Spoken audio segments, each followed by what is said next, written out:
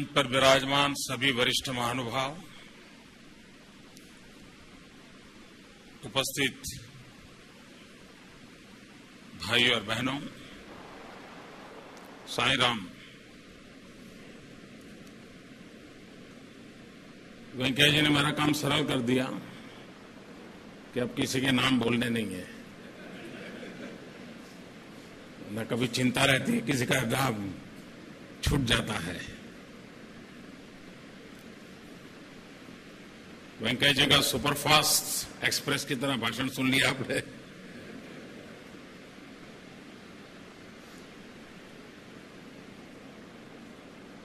अभी रमन सिंह वर्णन कर रहे थे कि 6 बजे निकले हैं मोदी जी।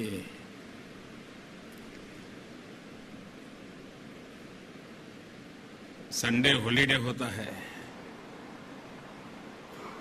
तो मेरे लिए रियल सेंस में हॉलीडे होता है।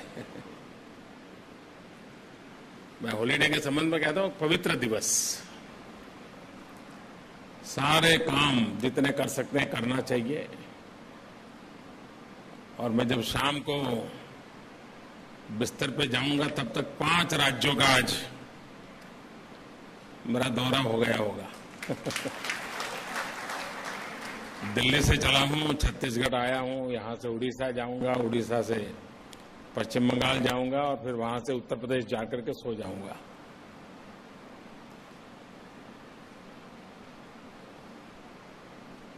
जनता जनार्दन जब कोई जिम्मेवारी देती है तो उसको पूरे मनोयोग से पूर्ण करने का प्रयास करना चाहिए।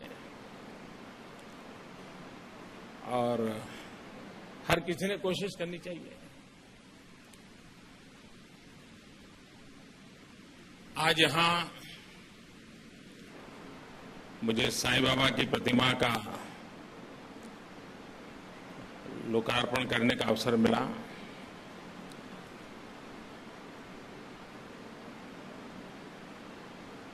ये अस्पताल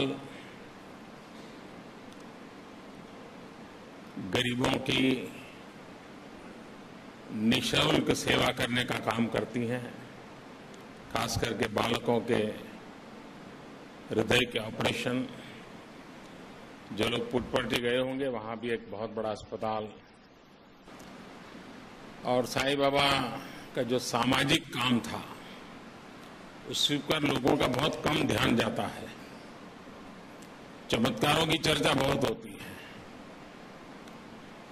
लेकिन उन्होंने जो पानी में काम किया है, शिक्षा में काम किया है, स्वास्थ्य में जो काम किया है, ये सचमुच में बहुत प्रेरक है। एक भी चमत्कार की चर्चा न करे तो भी ये काम अपने आप में बहुत बड़ा चमत्कार है। तो मैं बाबा के इस महान सामाजिक कामों को प्रणाम करता हूं। आज यहां एक नई नीति का प्रारूप आपके सामने प्रस्तुत किया गया, इनोवेशन एंड एंटरप्रेन्योरशिप के संबंध में। मैं रमन सिंह जी, उनकी सरकार को बधाई देता हूं कि उन्होंने इस दिशा में सोचा और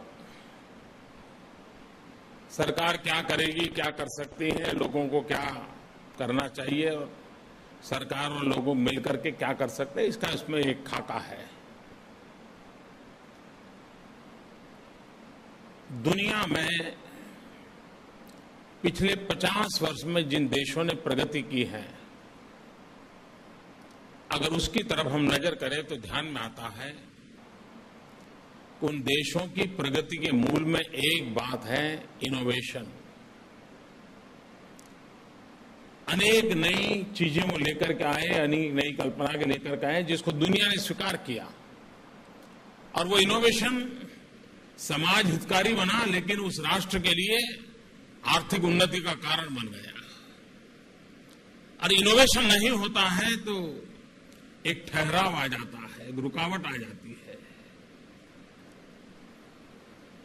जीवन समाज का एक सहज स्वभाव होना चाहिए कि वो युगानुकूल परिवर्तन करता रहे, आविष्कार की परंपरा निभाए रखे और नए नए आविष्कारों को समाज उपयोगी, जन उपयोगी कैसे बनाएं, उस दिशा में प्रयास करें।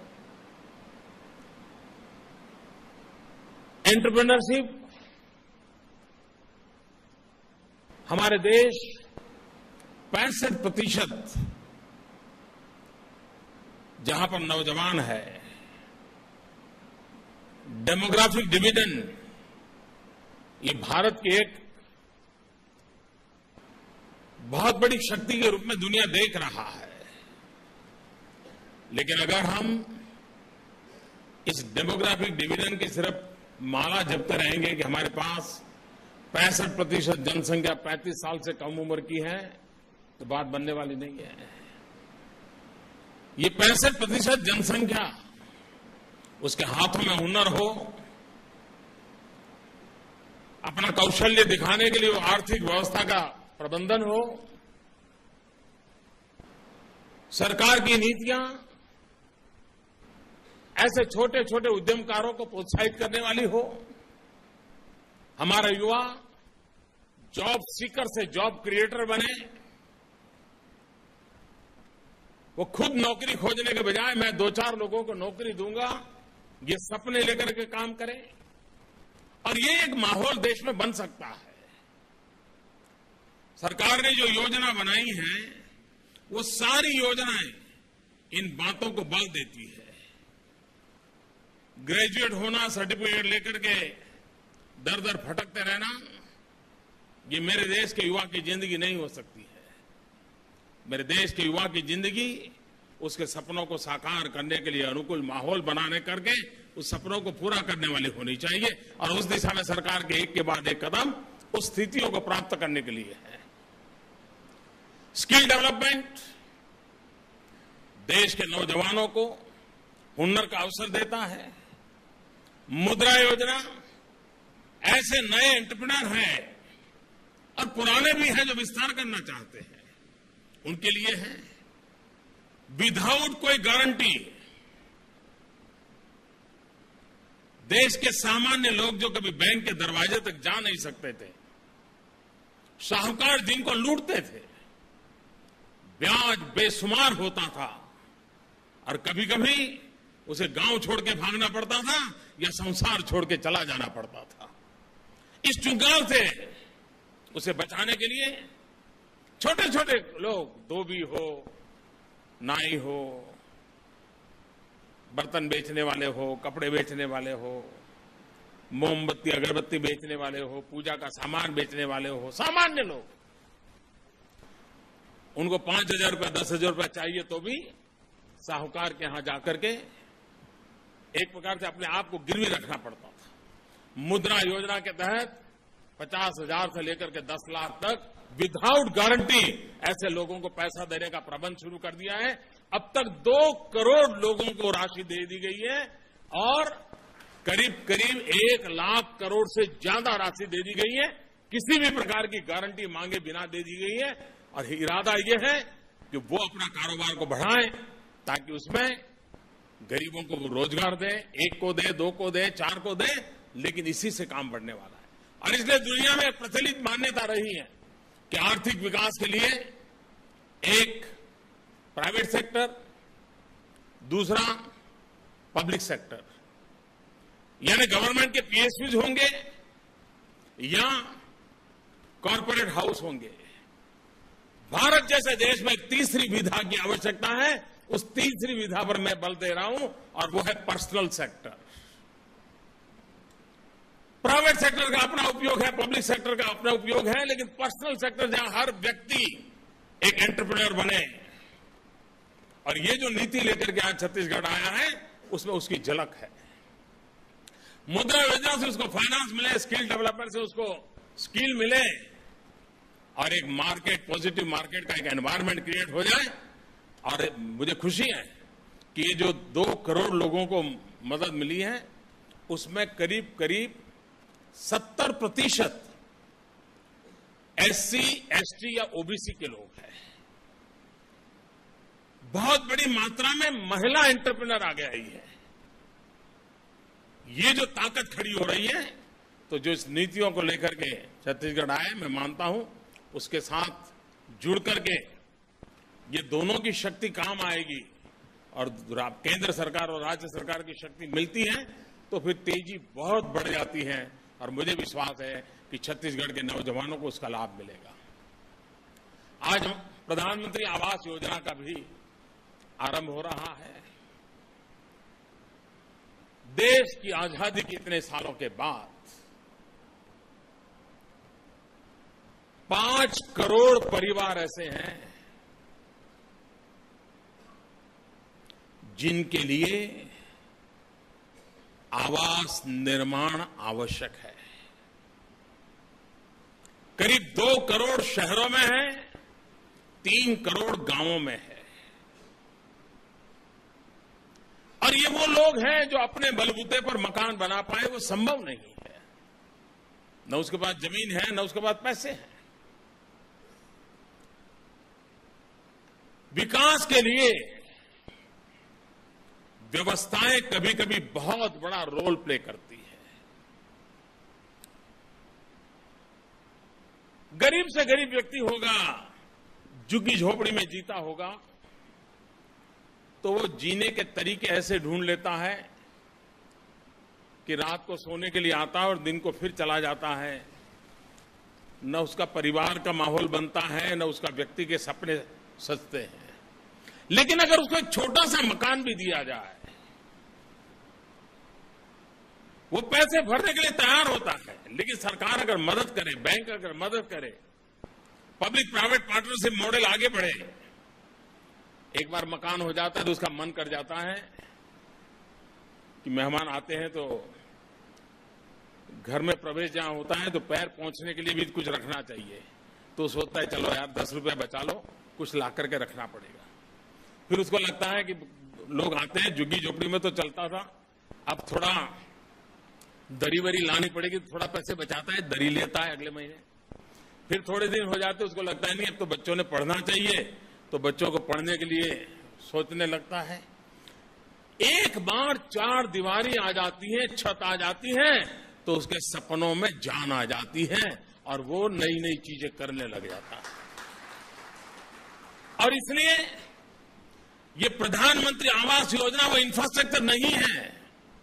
ये प्रधानमंत्री आवास योजना ये उन दीवारों को खड़ी करने के लिए नहीं है जो किसी को जगह दे देंगे। वो उन सपनों को जान भरने का एक बहुत बड़ा कार्यक्रम है जो हिंदुस्तान के गरीब से गरीब व्यक्ति को अपना, और इंसान के सामान्य व्यक्ति के मन की एक इच्छा होती है, कहीं भी रहता हो, यार अपना एक घर हो तो अच्छा हो। हर किसी की इच्छा रहती है, लेकिन उस गरीब की इच्छा पूरी नहीं होती। और कोई गरीब मरने के बाद अपने बच्चों को विरासत में गरीबी देना नहीं चाहता है। गरीब से गरीब मां बाप भी अपने बच्चों को गरीबी विरासत में देकर के जाना नहीं चाहता है, वो भी उसको कुछ देकर के जाना चाहता है। सरकार ने सपना देखा है 2022 भारत की आजादी के 75 साल होंगे। क्या अभी से देश का हर नागरिक, देश की सभी सरकारें, देश की स्थानीय स्वराज की सभी संस्थाएं, जो भी सार्वजनिक जीवन में या व्यक्तिगत जीवन में सोचने वाले लोग हैं, उन सब ने 2022 के लिए एक संकल्प मन में लेना चाहिए कि 2022 जब देश की आजादी के 75 साल होंगे, जिन महापुरुषों ने इस देश की आजादी के लिए बलिदान दिया, जवानी जेलों में खपाई, फांसी के फंदे पर लटक गए, पीठ पर पुलिस के डंडे खाए, उन लोगों को जिन्होंने इतना त्याग किया, तपस्या की और हमें आजादी दी, उनको आजादी के 75 साल के वर्ष पर हम क्या दे सकते हैं, उसका संकल्प हर देशवासी का होना चाहिए। हम उनको कैसा भारत दें? भारत की आजादी के दीवानों को आजादी के 75 साल पर कैसा भारत दें, ये सपना देखना चाहिए। हमने एक सपना देखा है कि जब आजादी के 75 साल हो तब हिंदुस्तान के गरीब को भी अपना घर हो। 2022 तक 5 करोड़ घर बनाने, काम बहुत बड़ा है, मैं जानता हूं, मानव संसाधन लगेंगे, लेकिन इससे रोजगार भी बढ़ेगा, सीमेंट बिकेगा, लोहा बिकेगा, मैसन का काम करने वालों को काम मिलेगा, ईंट, माटी, भट्ठा, चूना, कलर काम सब करने वालों को काम मिलने वाला है। देश के अंदर एक बहुत बड़ी आर्थिक प्रवृत्ति, वे भी देश की युवा पीढ़ी के काम आने वाली है, जीवन बदलने वाला है। और इसलिए उस कार्यक्रम आज यहां आरंभ हो रहा है। पूरे देश में सभी सरकारें आगे आए, जितना हो सके जल्दी अपने यहां जमीन के संबंध में जगह तय करें। भारत सरकार इस काम को आगे बढ़ाने के लिए तैयार है। राज्य और केंद्र मिलकर के इस काम को करेंगे और देश के गरीब से गरीब को हम एक छत देंगे, जिस छत के सहारे उसके सपनों को जान देंगे और वो जानदार सपनों से देश 2022 में नई ऊंचाइयों को प्राप्त करेगा। इसी एक विश्वास के साथ मैं फिर एक बार रमन सिंह जी को, उनकी टीम को बहुत बहुत शुभकामनाएं देता हूं। श्रीमान वेंकैया जी इस विभाग के मंत्री हैं, दिन रात उन्होंने इस काम के पीछे लगे रहे हैं और मुझे विश्वास है कि सपना साकार होकर रहेगा। बहुत बहुत धन्यवाद।